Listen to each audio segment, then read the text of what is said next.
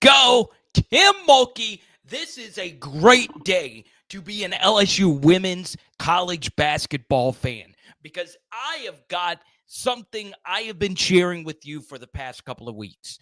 The dream scenario for LSU would be getting a 3-ish seed in the same bracket as UCLA. I am so freaking excited. And one of my favorite things, I watched that full hour-long selection show. LSU was barely mentioned.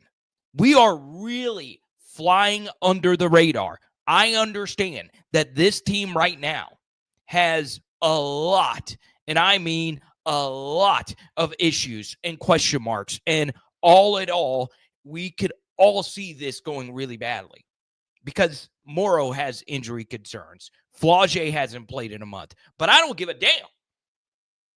This sets up nicely for Kim Mulkey because when we won it a few years ago, there weren't a whole lot of people out there that actually thought we were going to win the whole damn thing. I am not going to say we will. I do think outside of the 1 line, the 2 and the 3 lines this year are really strong. But take a look at our potential Final Four path. I have told you guys, even though UCLA is the number 1 overall seed, I was praying that we were going to be in the same bracket as UCLA. I would prefer to be in the same bracket as them as, let's say, someone like South Carolina, who we have not beaten during the Kim Mulkey era. I would prefer to not be in the same bracket as a team I think that's very underrated in Notre Dame. They're a 3 seed. Okay, we avoid them as a potential 2 seed here. We also avoid UConn as a 2 seed. We also avoid a team that I think is also really good in USC with the best player in all of college basketball with Juju Watkins. And we also avoid Texas, who is very beatable. I think they're the most fraudulent elite seed in this whole field, but they have been 2-0 against us over the past month. So you take a look at this bracket. Obviously, we'll start our first 4 games on Saturday. We'll play San Diego State. As many of you know, this first 4 has not been the best during the Kim Mulkey era. We had that scare last year where we didn't play the absolute best, but who gave a damn? We were able to get it done. And then, of course, a few years back, we lost to Ohio State in the first 4. I can't say it enough. LSU got a very, very, very good draw. And I know that sounds crazy because you're in the same bracket as the number 1 overall seed, but let's just say we do beat NC State, who made a long run in the NCAA tournament last year, and we do play UCLA for the whole shebang to go to Tampa Bay. All the pressure, and I mean every ounce of the pressure would be on UCLA's shoulders. We're playing with house money, baby. So overall, let's call a spade here. LSU women's basketball got themselves a really good draw. Now, am I Charlie Cream? Am I Rebecca Lobo? Am I Audrea Carter? No, I'm not going to sit here and tell you that I am the super-duper basketball expert. I am not Michelle Vopel. But what I will tell you is I was ecstatic when we were in the same bracket as UCLA. And I understand we're in the Spokane bracket, so we would have to go a few time zones over there and all that stuff. But, Kim, you got yourself a good bracket, and I think we have a chance to make a run. I think Flaugier coming off an injury. No one's talking about Flaugier Johnson right now. Nobody. Remember, she torched UCLA last season. One of the best individual performances, not only in LSU women's basketball history, but any LSU sport history. So really excited about that. Also really excited about a sweep. Sweeps, baby. I love me a good sweep, but we didn't just get one sweep. It wasn't good enough to get one. We got ourselves 2 sweeps. Jay Johnson gets it done. And then, of course, the great Beth Torina. I know she's not won an Addy, but damn it, Beth Torina is a good coach. She gets it done. Shout out to her. Shout out to Jay Johnson. Shout out to Monster Milam, my guy. Shout out to Daniel Dickinson. And shout out to that great pitching staff. Chase Shores on a Sunday. All the LSU baseball and national baseball experts are saying, whoa, LSU's got a pitching staff where their best player is potentially pitching on day 3. Or I didn't word that too smoothly, but he could be. I mean, look, the best pitching staff could be LSU baseball. And this is basically what Jay Johnson does. This dude is a freaking animal. He honestly, and I understand that this is going to come off as hyperbole, and you should never compare people to freaking goats, but he's got that Saban mentality, man. He is freaking ruthless. He is not an end results guy. He is a process-oriented coach. And he said, look, my pitching last year sucked.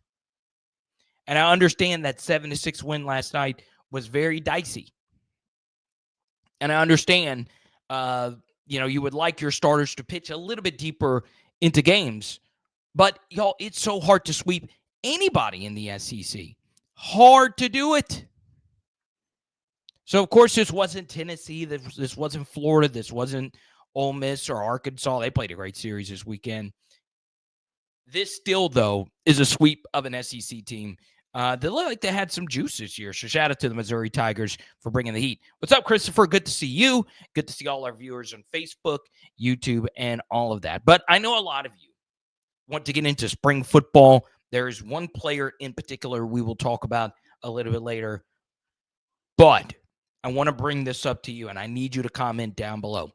Do you think we are living in the best period of LSU athletic fandom ever?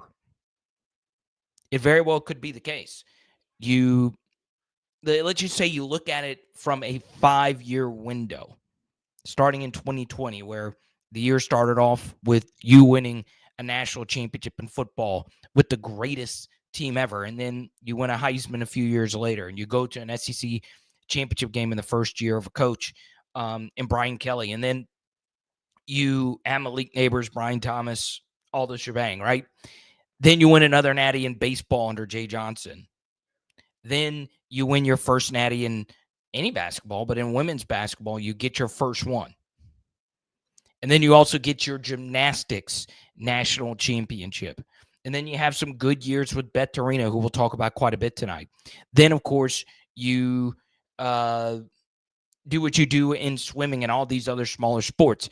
I will say, when you get into this golden age conversation, it's hard to beat 2003 to about 2008, where you won 2 football national championships. And yes, you can get into a debate. Would you prefer to have the greatest college football team of all time, or would you prefer 2 natties? Which was the first of the modern era, and then, of course, the 2007 season. Then, what is really slept on in the history of LSU athletics is that the women's basketball team went to 5 consecutive Final Fours from, 04 to 08? But to me, what really puts that era over the top, and I tweeted about this over the weekend. Yeah, John Brady, take us to a Final Four. And I probably don't share this enough, how much I freaking love John Brady. I went to the John Brady basketball camps when I was little. Those were huge for my confidence. Those camps are so much fun. So much fun. Okay? But I really, really, really think that era still slightly holds it. And then, of course, you had a bunch of baseball success. You don't want a natty. The 09 natty's a little bit outside of that window, 03 to 08. But if you want to shift it to 04, 09, you can still make a case. And then, of course, you had a few other College World Series mixed in there as well. How many College World Series did we go to in that period? Oh, wow. 03, 04, 08. So you went to 3 College World Series in that period, but you didn't actually win the Natty. So what I would say, if you were to say that was the golden age, if you want to talk about elongated success, that's probably better than this age we're in. But if you want to talk about pinnacle success, this age that we are in right now is definitely the best. But think about it this way. Most of you watching this right now, unless you are super duper young, you have gotten to live through two of these ages. And if you are a fan of the individual superstar, if you are a star-driven sports fan, then this age kills the other age. It's not even close, all right, when it comes to superstars. I mean, you had two baseball players bigger than any baseball player that played in that era. You had two football players bigger than any football player that played in that era. You got multiple women's basketball players. Well, Angel Reese, bigger than, of course, Sylvia Fowles, who was the best player of that era. So if you want to take a look at stars and then you get into the NIL stuff and all of that. But man, I just wanted to share before we start breaking down our spring football footage. We've done multiple film studies over the past couple of days. Let's just celebrate that we are here. So there you go. Now, before we get into spring football, what's up, Randy? You know I'm bringing the energy, baby. Cortland, good to see you. Tony, oh, come on, Jackson. Look at this. Look at this. Look at this.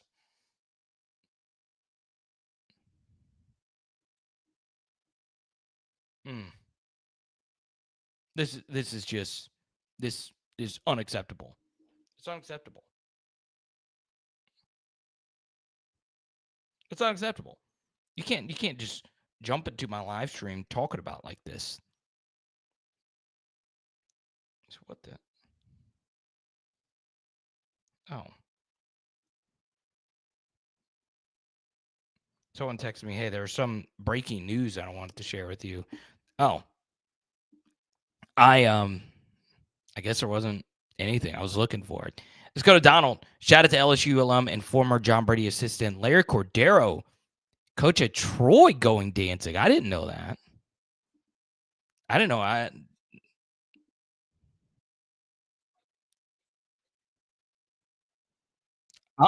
Honestly, let's see. LSU beat the 2 seed by 20. Let's go. Now, let's get into some spring football. Spectrum wants to talk about Zion Williams, number 94, true freshman. Big boy. He obviously looks the part. The guy that really stood out to me over this weekend, and by the way, I want to be completely clear. I do not go to the practices. I don't. But I do speak religiously to a few media members and staff that are there. And there was a practice over the weekend where media was able to watch for the entirety and only film for a bit. These are the newcomers that are making the most noise. The first, DJ Pickett. Interception during a scrimmage portion. It's not just the INT. He is going to be a big piece for what LSU does next season. Then we get to Sadir Mitchell. Force equals mass times acceleration. That's what my physics teacher, Shelly Forbes, once told me. She won twice on Jeopardy. She knows what she's talking about. We used to call her Slick. One of the best, if not the best teacher I've ever had in any subject at any point in my life. And that matters. Sadir Mitchell is 350 pounds. There's just not many of those guys walking around, period. Now, are there quite a few 350-pound people that exist? Yeah, but they have cankles. They are buried in their couches. Sadir Mitchell can move. I am really excited about him. And like I've said repeatedly about number 99, Texas was loaded at defensive tackle. Loaded. And a lot of that was Bo Davis. Bo Davis has had multiple seasons now at Texas. I wasn't at Texas last year, but it was still basically his room. And then the year before that, he had 2 players selected in the first 2 rounds of the NFL draft. Might have had 2 first rounders if it wasn't for some off the field stuff with T'Vondre Sweat. But Texas was loaded at DT this year. 15 was a good player, 45 was a good player, 98 was a good player. So Sadir Mitchell wasn't going to play. So I'm really excited about him. I've heard some good things. Some other news and notes is that Jack Pyburn and Barry Brown were both mic'd up. I'll tell you why that might mean something in just a moment. But now we go to the other side of the football, and there are concerns about how this LSU offense will look next season. But the truth, the key to all success over the past couple of seasons in college football has been about the year 5 and year 6 quarterback. Garrett Nussmeier is a true year 5 quarterback in year 2 of himself being a starter. Great quarterbacks make everybody's life easier. We can get into the development of Michael Van Buren. We can get into Jawan Johnson going from a red non-contact to a white jersey as the third-team quarterback. But another guy that's really been good for them is Barry Brown. So they mic'd him up. They mic'd Jack Pyburn up. Now, this is big. Flew a little under the radar because it was released on a Friday. Ross Dellinger is a reporter. I know Ross. We've been friends for a while now. And Ross is, to me, one of the best national college football reporters I have ever read. And there have been plenty of good ones out there. One just retired in Dennis Dodd. Ross Dellinger revealed quite a bit in his piece. Now, I don't want to bring up the piece too much specifically because you can go read it for yourself about LSU's NIL efforts and how the roster costs $2 million in 2022, $5-ish million in 2023, and whatever the number was last season. I've heard different things as far as what those specific numbers were and if those numbers were indeed accurate. He also shared a few names of some of our big-time donors and what they've done in matching Brian Kelly's $1 million donation.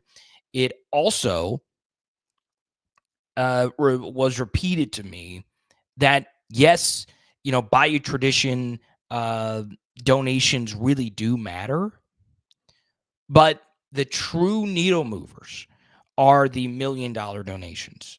So there was one made by a big businessman out west named Holden Spot, I believe.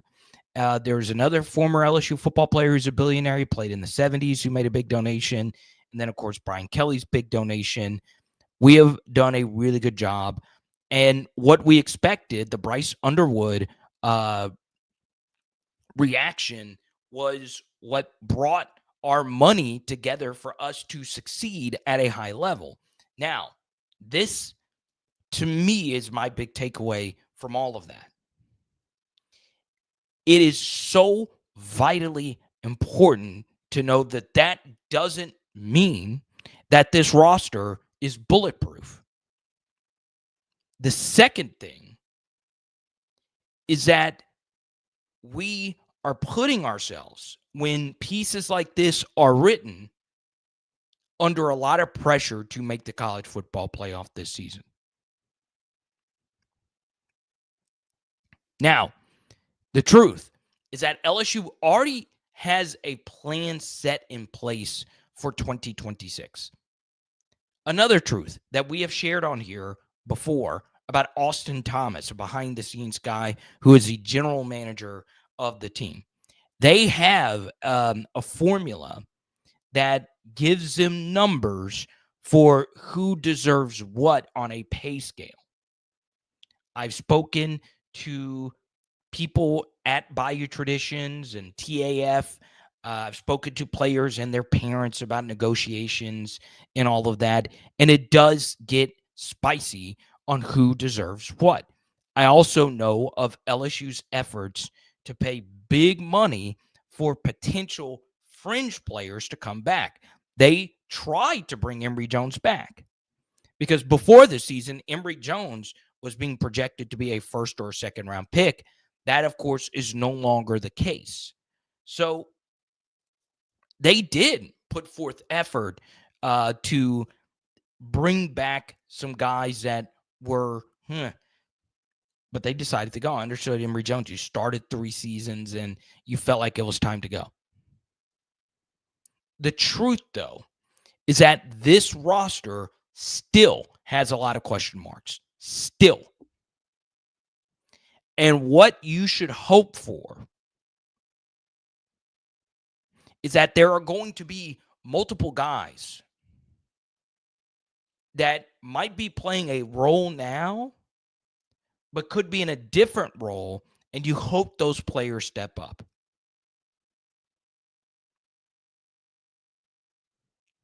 One more thing.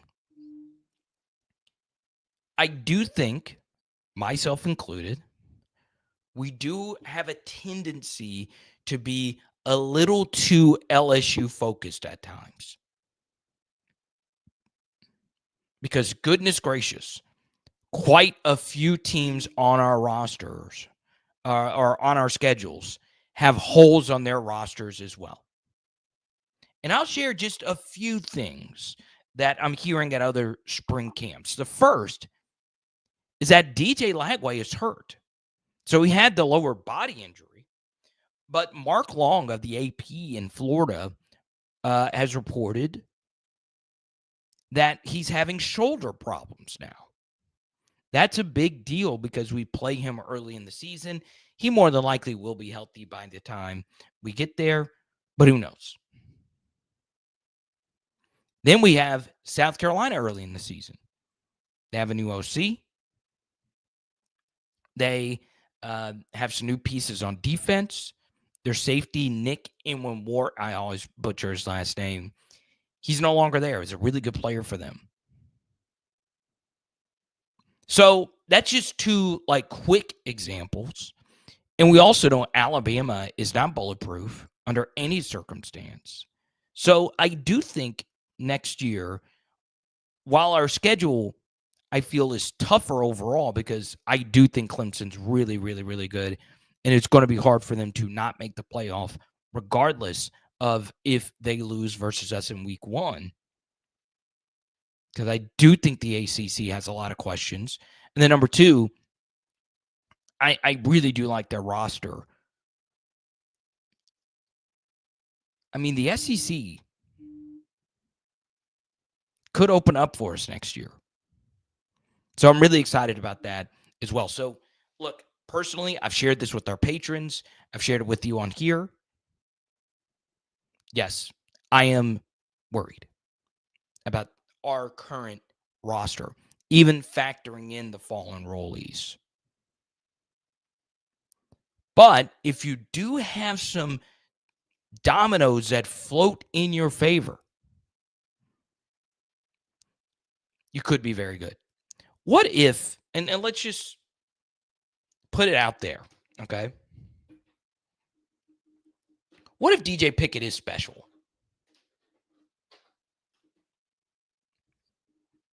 What if he's special? Corey Raymond recruits very hard. We all know that. He's an all-time great recruiter. But what if Corey saw something a little bit different in DJ Pickett? Remember, no one thought he was picking LSU. He picked LSU. Everyone thought, even after he picked LSU, that this was going to be a situation where maybe at the final finish line, he wasn't actually going to sign with LSU. He signs with LSU. What if he is that guy? Remember, LSU does have some positive recruiting regression heading in their favor. And what I mean by that is they have had quite a few top 100 national recruits just not pan out. That means more than likely that they're about to really have some that do. And that's a good thing. What if Harlan Berry is special? I think he's going to be good. I do. But what if he's special? Like, holy crap, this guy has got some real wiggle. He is a real deal playmaker. What if that's the case? Jared, thank you for the super chat. I appreciate you.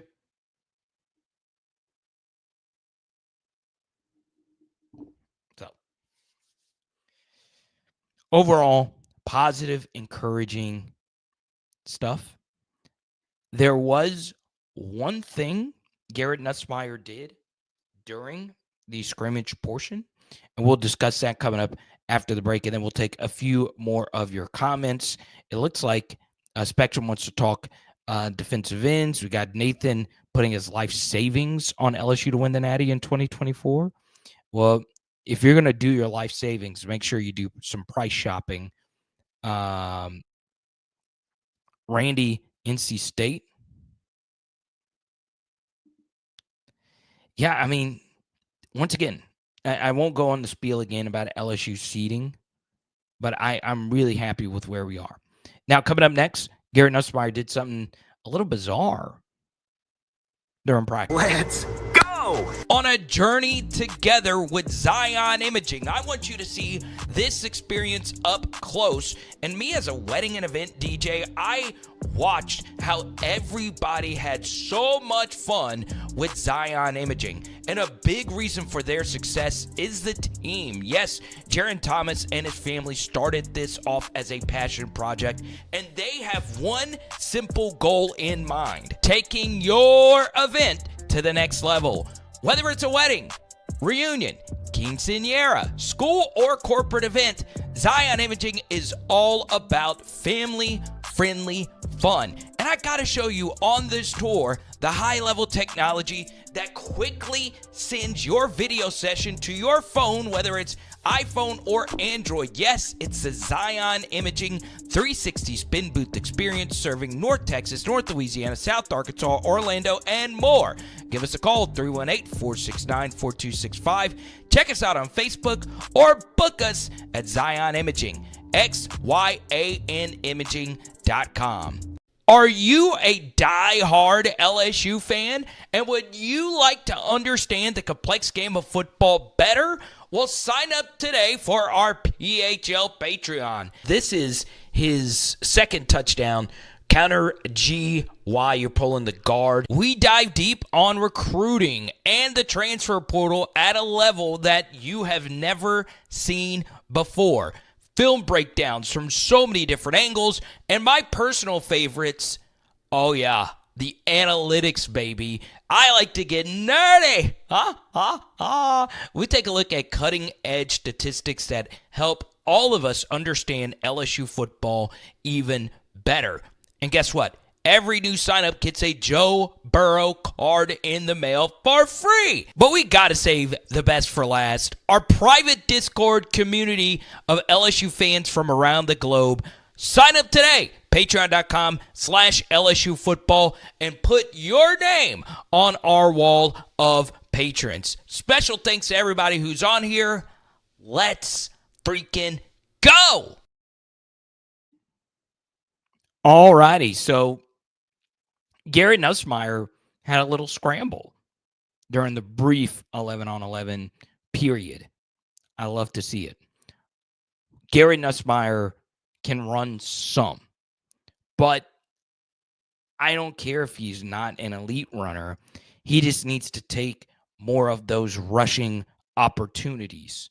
And if he does, it's going to make life a lot easier for our offense, in particular, two new starting offensive tackles. Now, this is kind of sort of breaking news right here. There was an On3 reporter who just projected Ethan Booby Feaster to commit to LSU.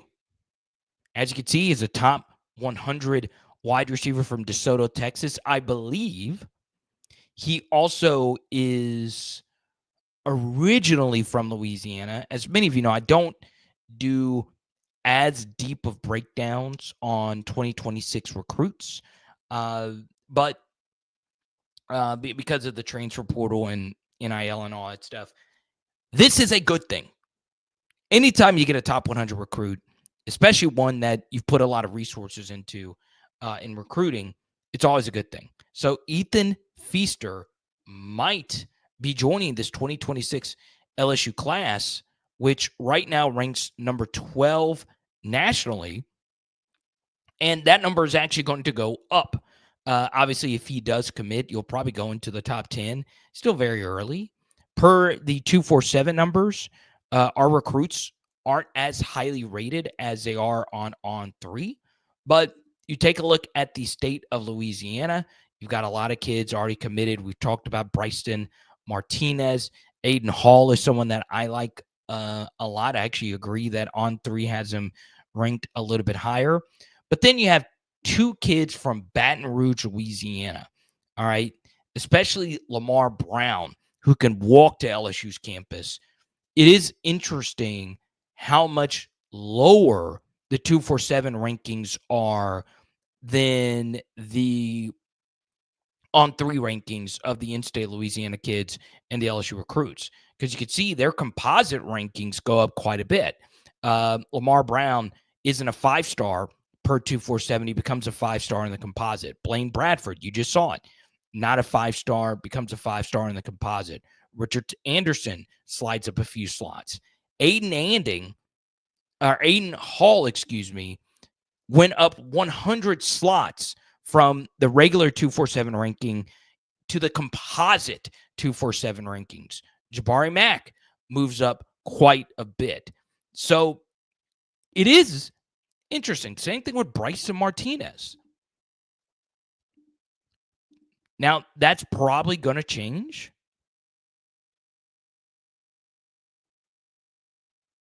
But it is something. Okay. Now, we got to talk about something negative. It's only been positive up to this point. It's only been positive. I've talked about gymnastics. They win the SEC over the weekend. I've talked about softball and my love for Beth freaking Torina. She is a dream PHL guest. I've talked about Jay Johnson, who has the potential to be one of the best baseball coaches. And we're going to end with this tonight. My condolences to Skip Burtman, his wife Sandy passing away over the weekend.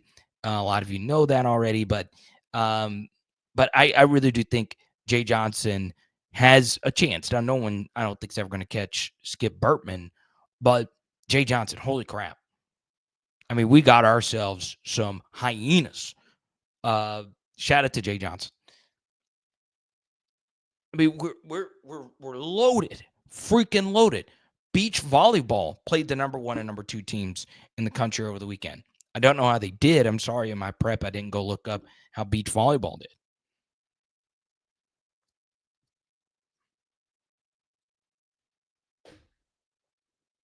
But we got to talk about men's basketball. So there are reports that we're not playing in the NIT. Now, I get it. The NIT, CBI, FBI, CIA, there's a gazillion tournaments. And they're talking about expanding the NCAA tournament. What's going to happen to all these tournaments? There's so many damn tournaments. So this is what happened. I give you a little bit of behind the scenes. The NCAA tournament took a record 14 SEC teams in the field. 14.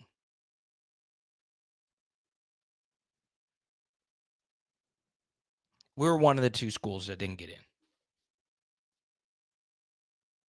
Now, are we a basketball school? No. It's okay. Are we a women's basketball school? You betcha. But is it too much to ask to make the damn tournament? 14 of the 16 teams. 7 out of every 8 schools.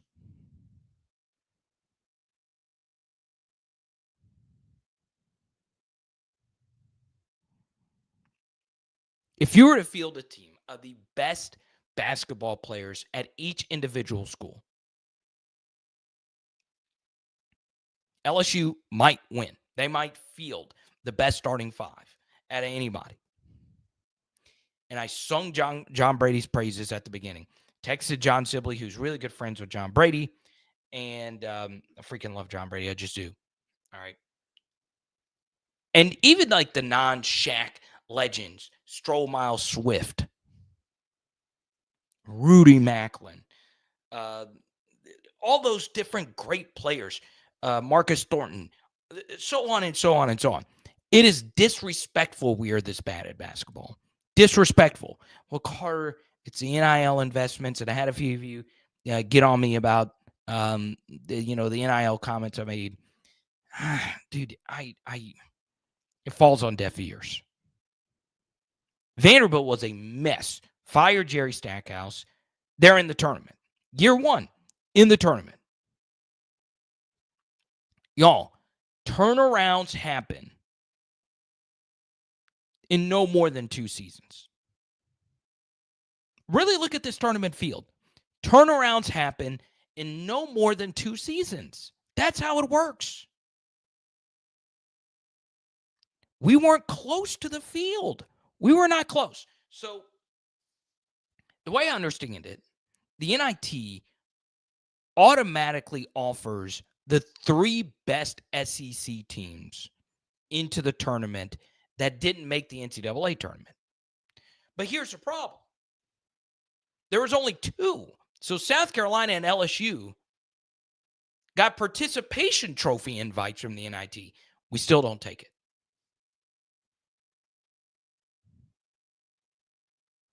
Now, I am not going to be one of those annoying people that say, we should still have the General Wade. I understood why we had to do what we had to do. Some of that was national media witch hunting. Yeah, it was. And yes, would never disagree with that. But what is happening right now is unacceptable. And I understand I'm going to get angry emails and texts saying, hey, this isn't going to help NIL funding. Y'all, we should be in the tournament. And I understand. Many would say, well, Carter, if 14 of the 16 SEC teams made it, that means it was harder to make the NCAA tournament, right?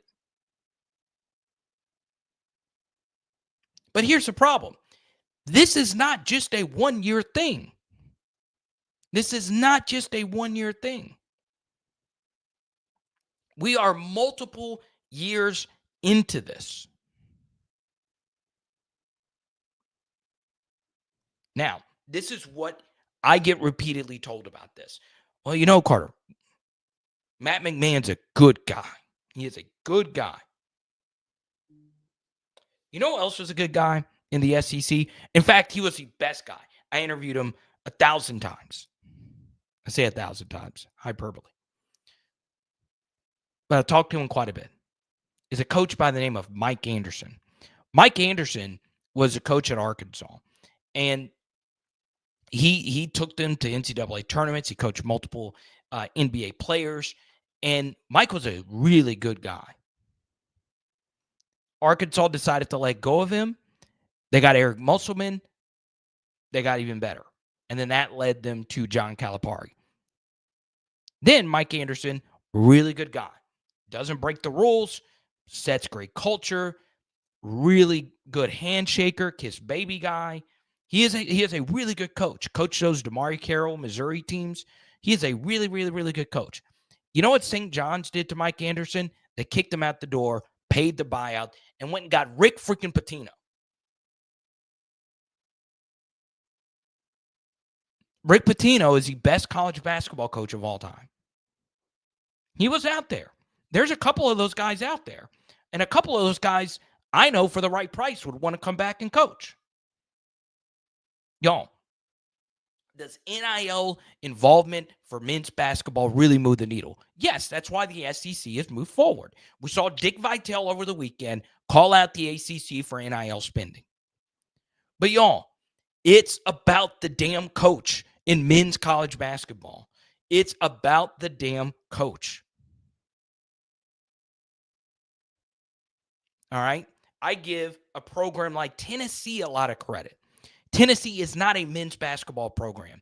They're a women's basketball program. They had the greatest women's basketball coach of all time in Pat Summitt.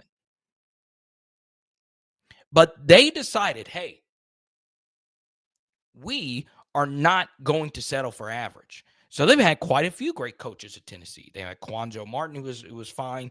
But over the past decade, they've had Bruce Pearl and they've had Rick Barnes. They went and got guys that are damn good. Those guys are two of the best to hold the clipboard. They're two of the 10 best coaches in the sport right now. We have got to go get our right guy. I will say it.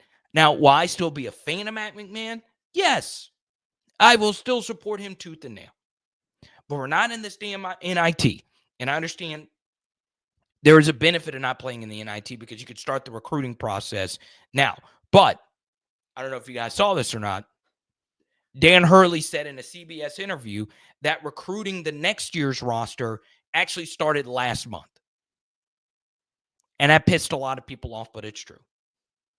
Players are already positioning themselves for agents. And what makes college basketball very spicy is that the non-power four guys can really move the mother effing needle.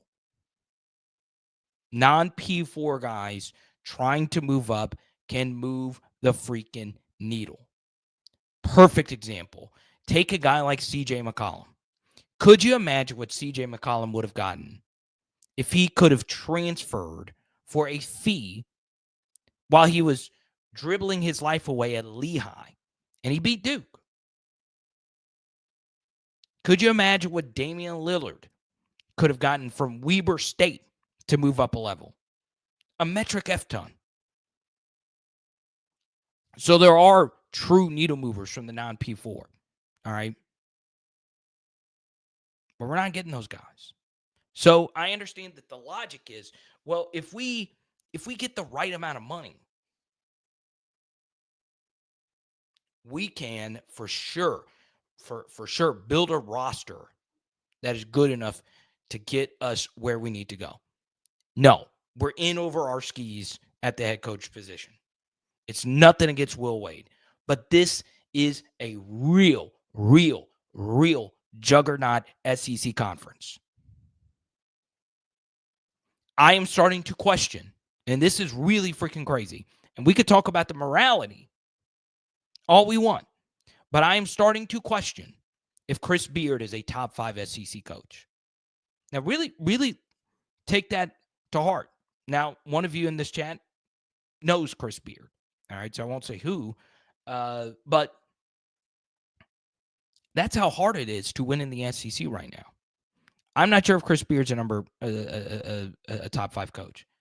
Todd Golden at Florida. We can get into morality with him too.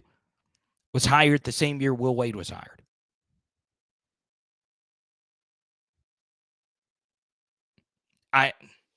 We don't have to accept this. So, look, that's why I gave you 35 plus minutes of nothing but positive Power Hour LSU analysis.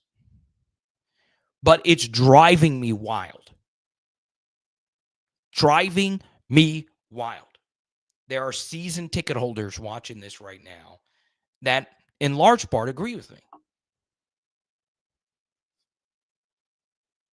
All right. We're not it. We're not it.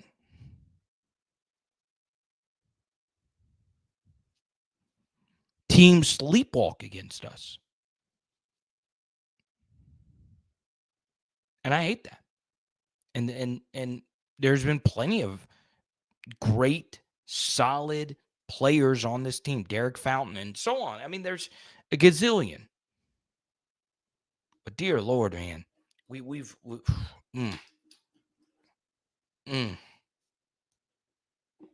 I just don't know.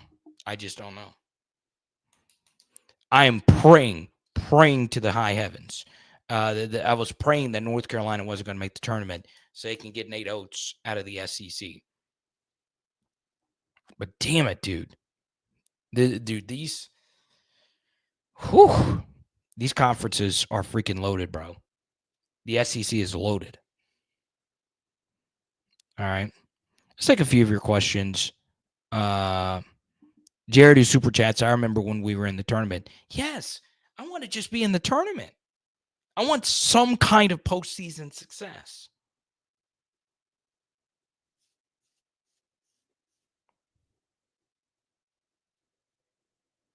Let's just, let's go offer Carmelo's son $1 million. He's pissed off. He didn't make the McDonald's All-American game. Let's go F it at this point. Have Melo courtside at every game. 7 p.m. in Brooklyn, podcast recordings.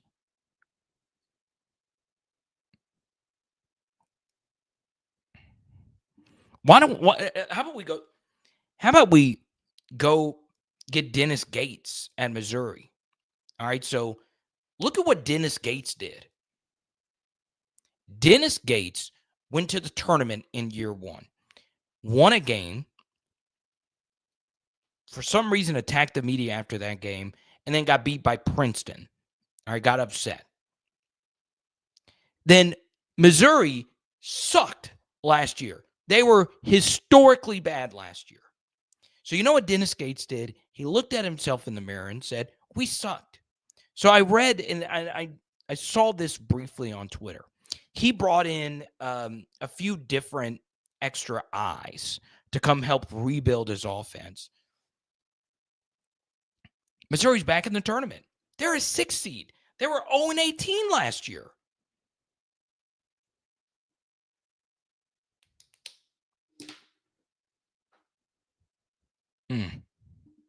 I don't know. I don't know what can we do about the 6-minute droughts. I don't know.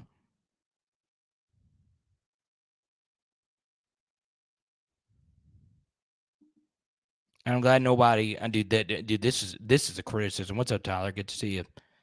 This is the thing. I don't want to hear this again. Well, did you know he coached John Morant? That's not. It's not a compliment. It's not. It's not. Like, it's a compliment if you say, hey, did you know Jim Boeheim coached Carmelo Anthony and won an Natty with Carmelo Anthony? Yeah, but he also won a lot more games outside of that.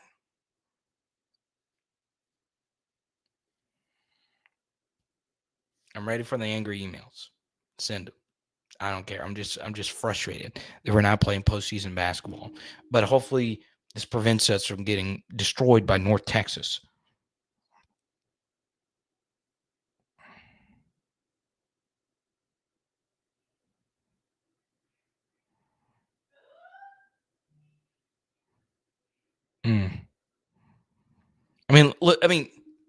Look, Will Wade. You want to talk about NIL? Will Wade has the student managers signing NIL deals.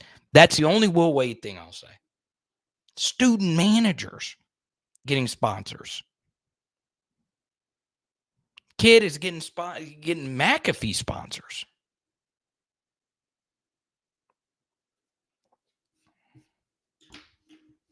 I will donate $1,000 of my own money, and I don't have the money to donate. Maybe during football season I do.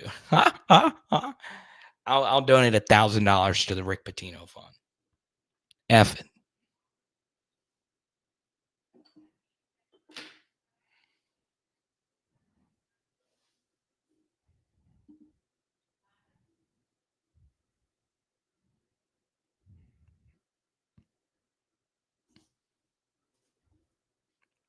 Tony Bennett's out there. Jay Wright. Maybe Jay Wright says, look, I'm already solidified as what? He's top 20 college basketball coach of all time with 2 natties at Nova. Maybe Jay Wright says, look, his analysis wasn't as good this year as it was in years past. Maybe he's tired of it and says, look, I want to get in on this. You want, and if Woodward is a big fish guy, Jay Wright and Tony Bennett have won natties. They're doing nothing right now. Nothing.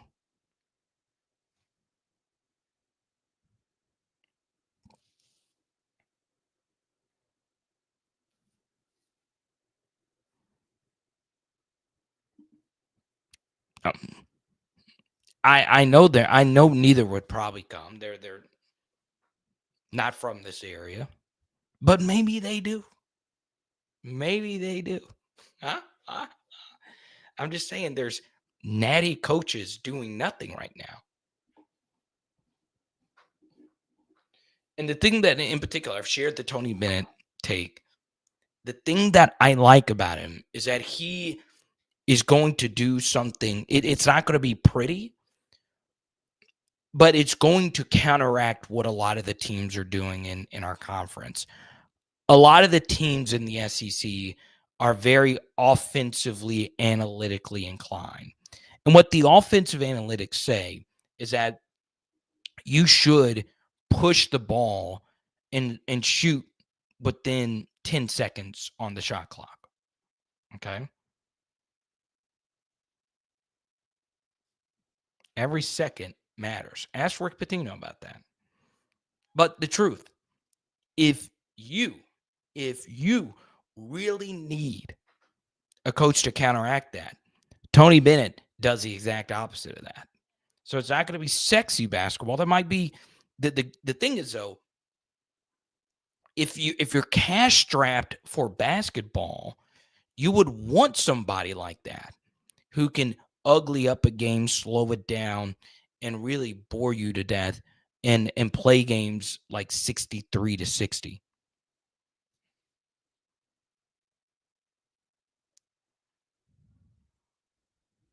So there you go. Now, we're close to the hour mark. Here's what we're going to do. In the next 10 to 15, I'll answer as many questions as we possibly can. If you do Super Chat, we'll keep it going.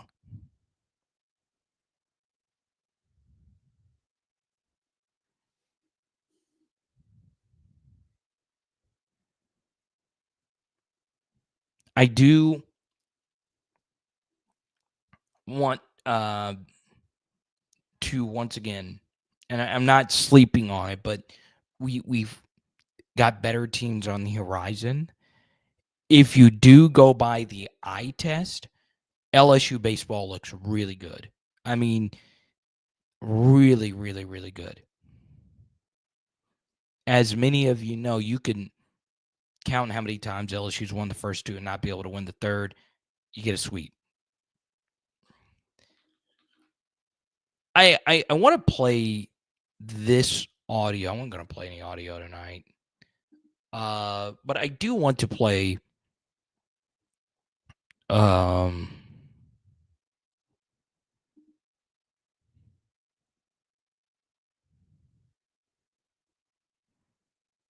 By the way, we are doing a bracket challenge. The link is in the PHL Patreon Discord. Let me know if you want in on the challenge. I'm on the wrong page. I want to play this clip from Michael Braswell, who was a starter, inconsistent as a fielder last year, but he was still really good for us towards the end of the year in particular. I know he wants to play, but look, we're just loaded. I mean, it's just that simple. It's via WAFB.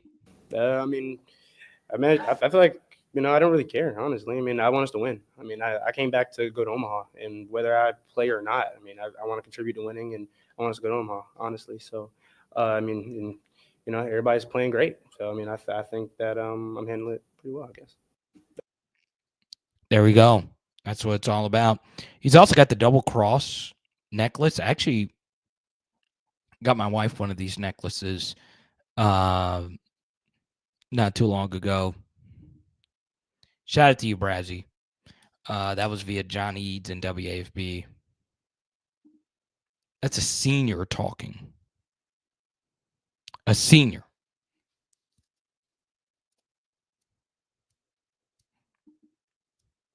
Doug, you want to get spicy tonight? Tony Bennett's wife is an LSU grad. Yeah, y'all want to get spicy?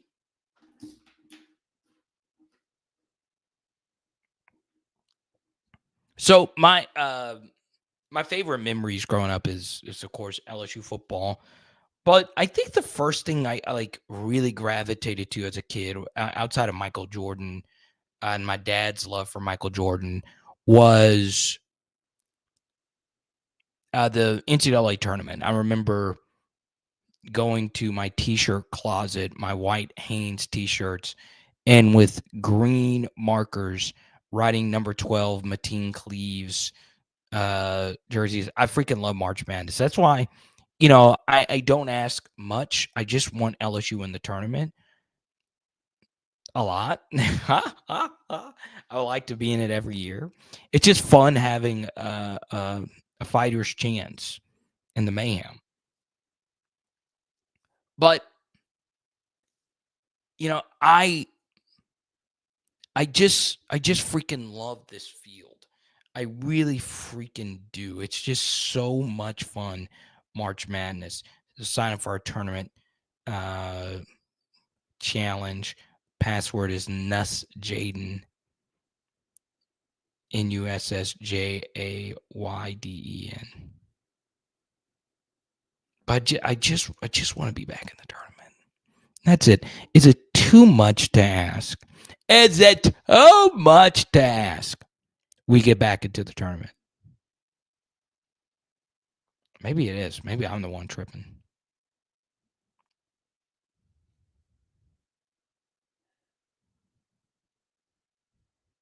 I remember beating A&M. Mitchell's 3, number 2022. God, that run was so much fun. And that was a loaded Final Four that year.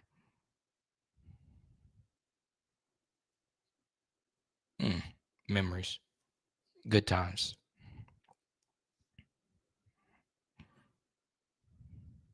This makes me sad. It just does.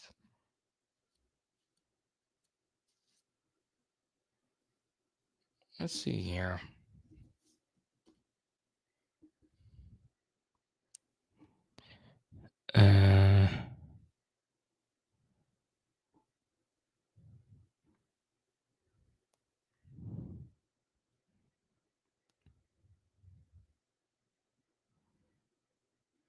I was not happy with Liverpool today. We slept walk in a final. But I also understood why we slept walk in a final. Got beat by Newcastle 2-1. Sucks so bad. It really, really, really does. Okay.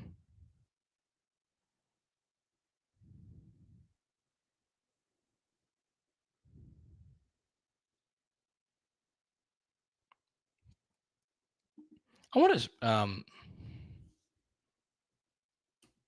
I think I had a LeBron take, normally later in the streams. We've had a few new first timers trickle in. Later in the stream, we go into different sports. It's interesting that LeBron's having the season that he's having, and people are picking the Lakers to win. And I don't share a lot of my betting picks. I don't bet as much as I used to. I try to do like my own projections and studying and all that stuff. Just not smart enough. I want to learn how to build like real models. Add my own like little model, but I follow a few analytics, keep up with Kim Palm and all of that. I just know that when push comes to shove, Don Staley is a freaking machine. And man,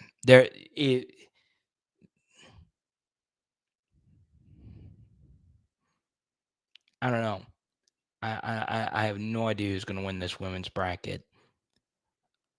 Last year was a very strong case, and it just was a better women's tournament than a men's tournament, right? I think these are a little bit more even. I do think the women's tournament is still a little bit more captivating. There's still more star power in the women's tournament, in my mind. God, I don't even know who to pick. I really, really, really don't. And that's what's exciting about it. But maybe I just end up picking LSU.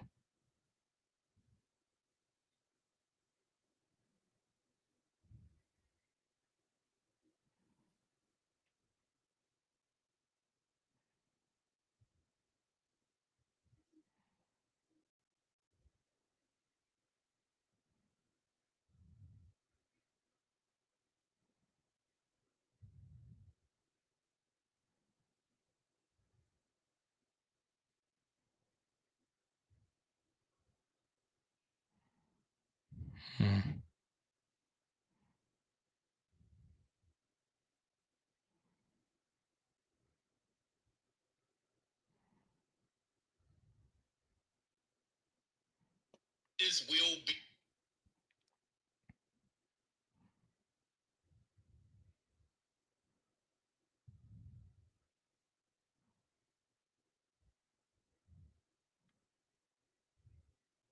I my hottest take is I do think Kevin Durant will be a Laker at some point. There's got to be it. That's I've been having that feeling since the Luka trade. I kind of think the Suns want to blow it up anyway. Let's go to Sibley. Plugged in at a few different universities. He said the LSU family believes that Coach Mack could not be fully judged because of the injuries. It's true. They did lose Jalen earlier this season. Okay. And by the way, every single college basketball team has a Jalen or a Jaden. If you have a Jalen or a Jaden, that player is probably a stud. So, well, I mean, come on. Is that fair and logical? First off, Sibley, thank you for your friendship. He and I texted back and forth about John Brady over the weekend. I understand, when John left, it was time to part ways. And Coach Johnson, oh, man. It's not been pretty, But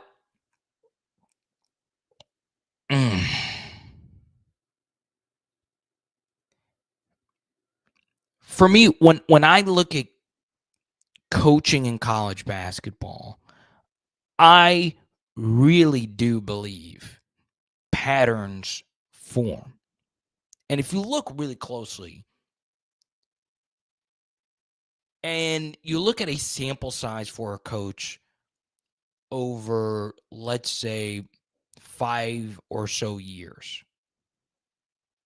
you will get to know who those coaches are, who the good coaches actually are.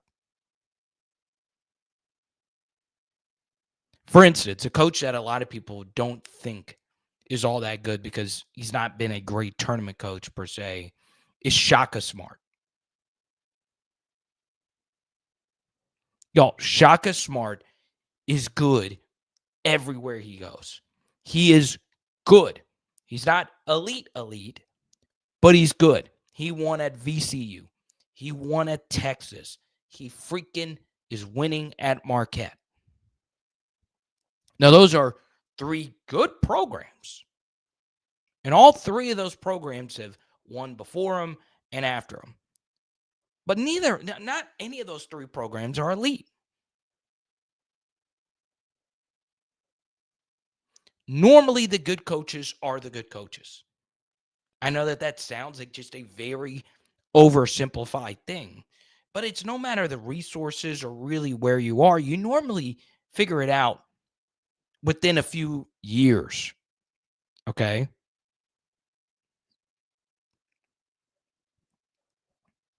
Now, like we said earlier, we are not the basketball school. But you know who else wasn't? Alabama. And I understand. Antonio McDyess, whatever. But this conference is just too good. It's too good. You've got to have a heavyweight hitter. You just do. You just do. So, if Matt McMahon said, "Hey Carter, former John Brady basketball camp participant, if you're talking so much, what do you recommend I do?" Well, I do agree that you got to have injury luck and you do need, funding to keep up with these big schools that do fund their team, like an Auburn, if you will. But the first thing I would do is really break down because what really hurts LSU basketball is when they go on these long periods of sustained crap play. Why does it happen? Why? The second thing is I'm not saying that we did not play hard. But what I want each and every one of you to do is sit down and watch a Rick Pitino or a Tom Izzo or Shaka Smart, if you will. I'm using Shaka Smart because, he's in that very good tier, but not quite elite tier. That's all I'm asking for. I just want to be in the tournament every now and then. Y'all, their players don't just play hard. They play like savages. There is a viscerality with them. And then on the offensive end, it's creative. They cut, they open each other up for easy baskets. It's a fun watch. So watch those teams and how they play. And you'll see when it's time to go up for a rebound, their guys are crashing the freaking glass.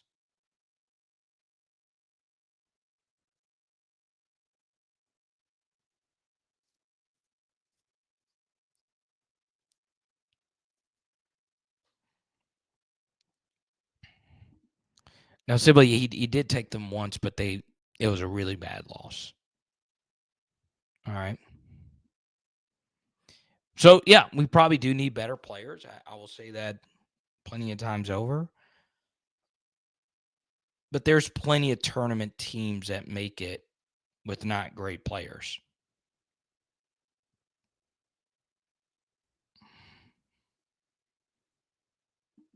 Hell, suit Tasman Mitchell up. Does he have an extra year of eligibility?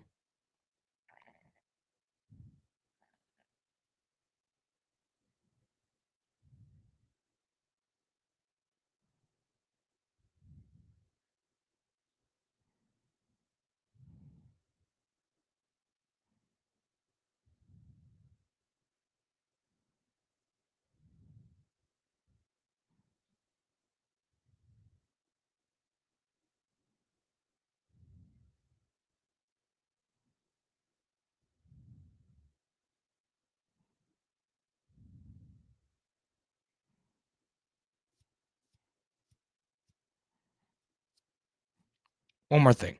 I want to go on a little rant on. All right. This happens quite a bit. So I study media. I take in a lot of internet media because, it's what I do. It's YouTube and all of that. But I'm not as big on Facebook as I am on YouTube. All right.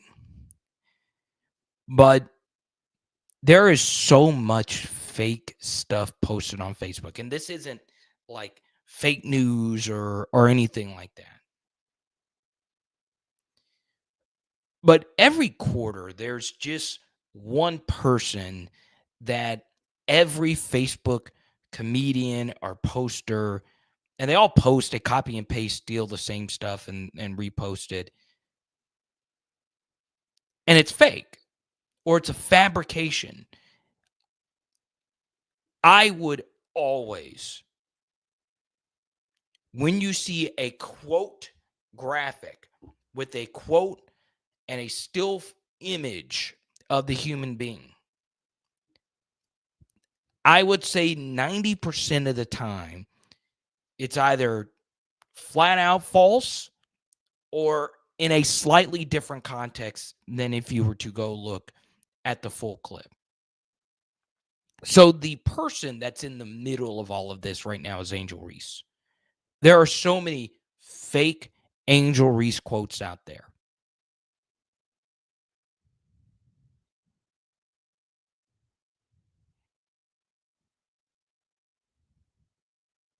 I'm tired of it. Now, is Angel Reese a perfect person? No.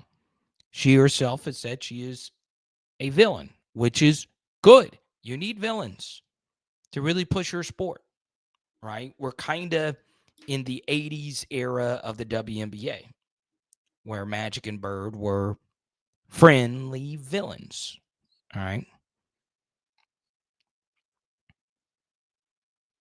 Is Angel Reese's style of play unconventional? Yes, but she is also a trendsetter. Now, she's not Caitlin Clark. I myself am a Caitlin Clark fan as well. But holy crap, Angel Reese has done all these awesome things just for people to share all these fabricated Facebook quotes. They're not real. They're not real.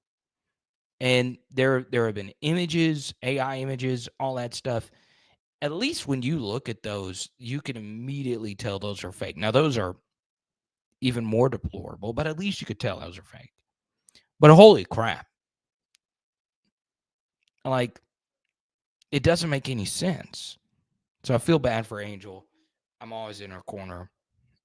But this goes for anything. Facebook is a cesspool of fake quote graphics. And people believe it. And they get into their comment section high horse.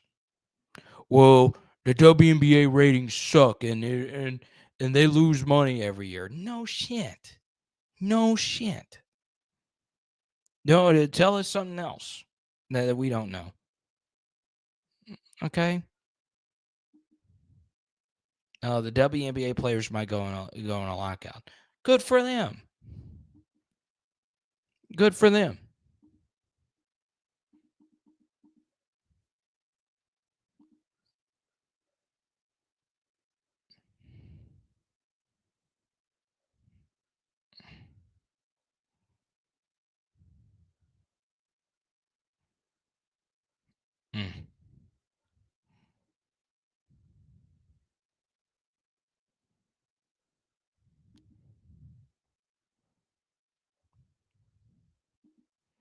Let's take a few more here. Sibley, thanks again.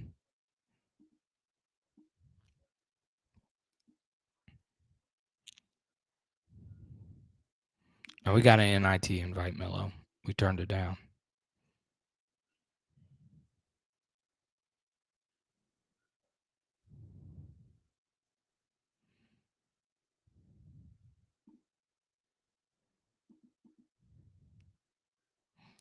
I will say, if you were to do something with McMahon, you probably need at least 2 or 3 names you know for sure would take the job. And they would need to be relatively big names.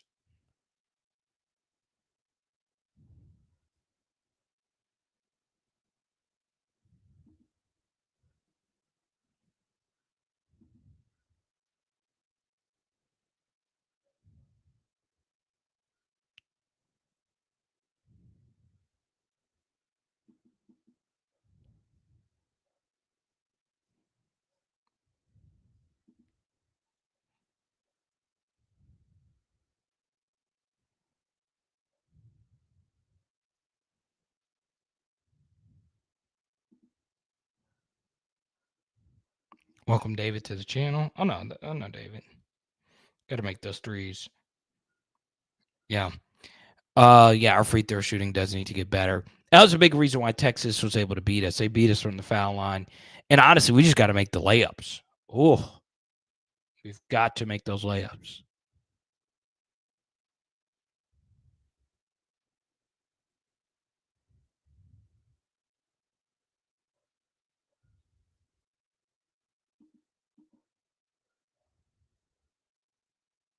Did y'all see that clip of the Pirates coach telling Paul Skeens, "Hey, you're starting opening night." Imagine if if there was a clip, let's just say the Commanders uh, filmed Dan Quinn telling Jaden Daniels, "You know what, Jaden, I'm going to let you take the first snap of the first game." Hell yeah, freaking Paul Skeens is going to be the opening day pitcher. And maybe there's a few MLB stitchheads in here that could correct me. Like currently, how many pitchers in the MLB are better than Paul Skeens? I can't answer that. I can't.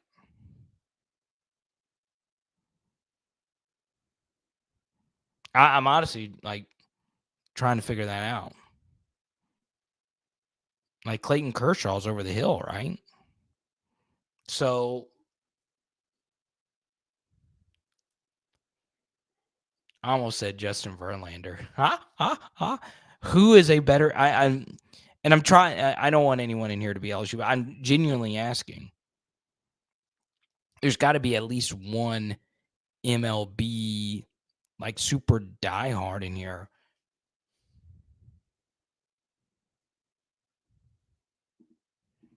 Oh, we're going to Austin for LSU baseball? Is that what we're going to do, Sibs? I'm going to tell Hey to pack me up.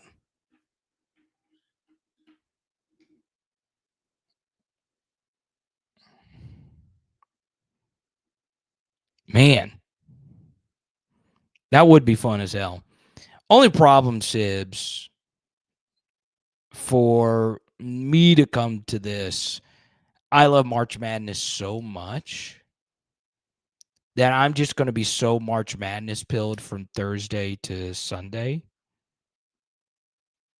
that it's so hard for me to concentrate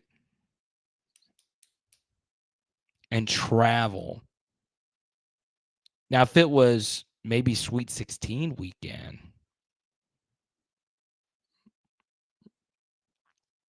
I don't know. I might do that. Why not? Would I be sitting with you, John? This is a good question. Would I trade Zion this summer? No. He's too good. I would have told you over the last 2 years, yes, and I've said it repeatedly. Yes. And maybe you should sell high now because he has been that guy. um, like borderline first team All NBA good. Now, SGA, Giannis, and Jokic are like on a different plane right now. You can make a case for like Donovan Mitchell and a few others, but peak Zion, sheesh. So yeah, I mean, if the Pelicans get the number 1 overall pick, Zion, Cooper Flag, Trey Murphy is kind of sexy. And it kind of gets me going, if you will. And then go give Nas Reed a big contract, bring him home. Oh, crap, Cole's going to be there?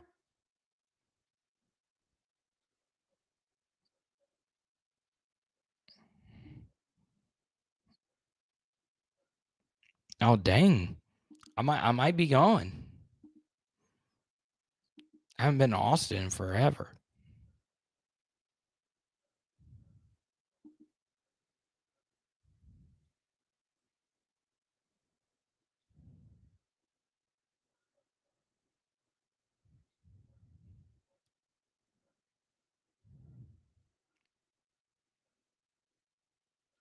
Man, if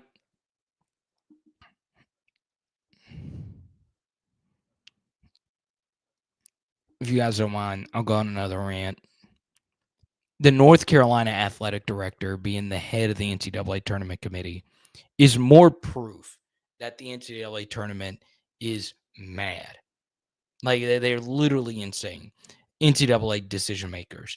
The fact that we still allow athletic directors to sit on these boards is stupendously dumb. It makes no sense. The funny thing is ADs themselves don't really need to know a whole lot about sports. They're busy. But you see, college football at least has the wherewithal that oftentimes the head of the college football playoff committee is someone at a school that's not going to be in the college football playoff. But the NCAA says, hey, let's make the head of the NCAA tournament, March Madness, the athletic director of the best program in the sport. Do you see how problematic that is? Do you see that? And, where it really lends itself is like, you would think there would be favoritism towards North Carolina getting a number 1 overall seed. But because Hubert Davis doesn't know how to run a set play, North Carolina is a bubble team, which is inexcusable. But at least they're in the tournament. We're not. So who am I to say? It's dumb. And we let it happen in the college football playoff. I would say the same thing if Scott Woodward was the head of any tournament committee. It's dumb. It is so dumb that we let this happen. Not just in the room, but the head. I know. They have to recuse themselves from the room for reasons. It is so dumb. It is so dumb to do that. All these ADs know each other. There's one athletic director in the SEC who launched the careers of multiple athletic directors in the SEC.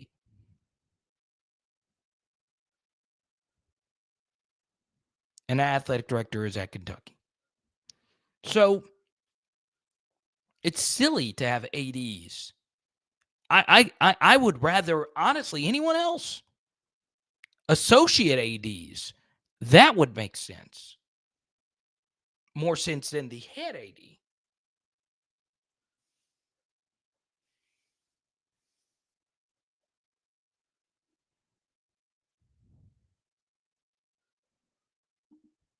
Okay. Cole, you got my email. Hit me up, man. You and Sibley will get to meet each other. That's cool as hell. I might go. Let me talk to the wifey.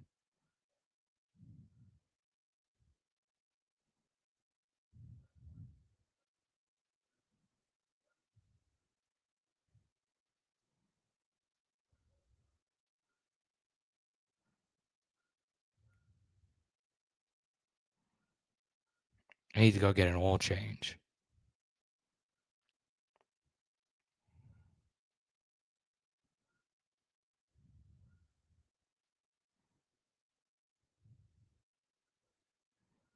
Cooper Cup to the Seahawks. Okay.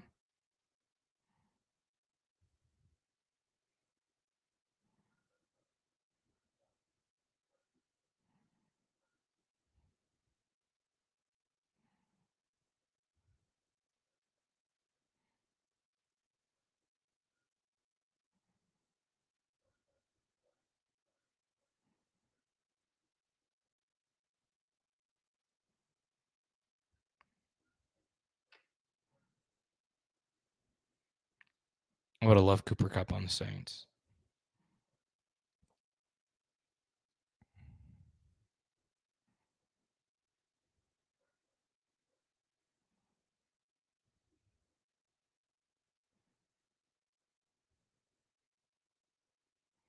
Mm.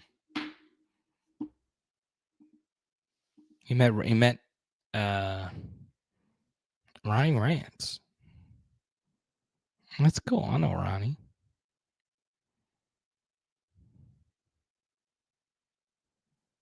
All right, y'all. Great show tonight. This was a healthy Sunday night stream of PHO icons. Big shout out to our 2 super chatters tonight. Big John Sibley takes home the top prize alongside the great Jared Addison. We really appreciate you. Now, you are in luck. At the end of April, we're giving away a Jamar Chase jersey. All you have to do is sign up for the PHL Patreon. It is linked down below. You get all our extra film studies and so on and so on. Check it out. Also, if you want to join our NCAA tournament group, the link is in our Discord. So check that out as well. It is Power Hour LSU. Boom. Shout out again to our friends at Zion Imaging. Kim Mulkey, let's do this damn thing. And tonight, we are doing lemon pepper chicken wings. Let's go. Let's go.